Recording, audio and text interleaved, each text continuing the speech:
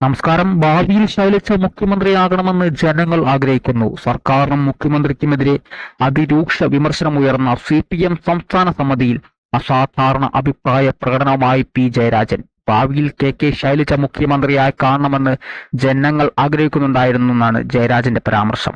വടകരയിലെ ജനങ്ങൾക്ക് അത്തരമൊരു ആഗ്രഹമുണ്ട്. അവരെ ഒതുക്കുന്നതിന് വേണ്ടിയാണ് മത്സരിപ്പിച്ച തോന്നൽ ജനങ്ങൾക്കുണ്ടായി. ശൈലജയെ ഡൽഹിയിലേക്ക് അയക്കാതെ സംസ്ഥാനത്ത് തന്നെ നിലനിർത്താനുള്ള വടകരക്കാരുടെ ആഗ്രഹം തോൽവിയുടെ ഒരു ഘടകമായിരുന്നുവെന്നാണ് ജയരാജന്റെ പരാമർശം. മുഖ്യമന്ത്രി മാറണമോ പകരം ശൈലജയെ കൊണ്ടുവരണമെന്നോ ജയരാജൻ പ്രത്യക്ഷമായി പറഞ്ഞിട്ടില്ല. പക്ഷേ മുഖ്യമന്ത്രിയുടെ സമീപനവും സാധാരണ ജനങ്ങളുടെ പ്രശ്നങ്ങൾക്ക് മുൻഗണന നൽകാതിരുന്ന സർക്കാരിന്റെ സമീപനവും തെരഞ്ഞെടുപ്പിൽ തിരിച്ചടിക്ക് കാരണമായെന്ന് യോഗത്തിൽ നേതാക്കൾ ചൂണ്ടിക്കാട്ടി. ഈ സാഹചര്യത്തിൽ P. ജയരാജന്റെ പരാമർശത്തിന് രാഷ്ട്രീയ പ്രാധാന്യം കൂടുകയാണ്. വിമർശനങ്ങൾക്കൊന്നും യോഗത്തിൽ മുഖ്യമന്ത്രി മറുപടി പറഞ്ഞതുമില്ല. പാർട്ടിയിലെ ഒരു നേതാവിനെ ഭാവി മുഖ്യമന്ത്രിയായി അവതരിപ്പിക്കുകയോ അത്തരമൊരു അഭിപ്രായം പ്രകടിപ്പിക്കുകയോ ചെയ്യുന്ന രീതി CPM-ലില്ല. ഗൗരിയമ്മ മുതൽ VS അച്യുതാനന്ദൻ വരെയുള്ള പേരുകൾ അങ്ങനെ ഉയർന്ന ഘട്ടങ്ങളിലെല്ലാം അതിനെ തള്ളിപ്പറയുന്ന രീതിയാണ് പാർട്ടി സ്വീകരിച്ചത്. അതുകൊണ്ട് തന്നെ അസാധാരണമായ നീക്കമായി ജയരാജന്റെ പരാമർശം വിലയിരുത്തപ്പെടുന്നത്.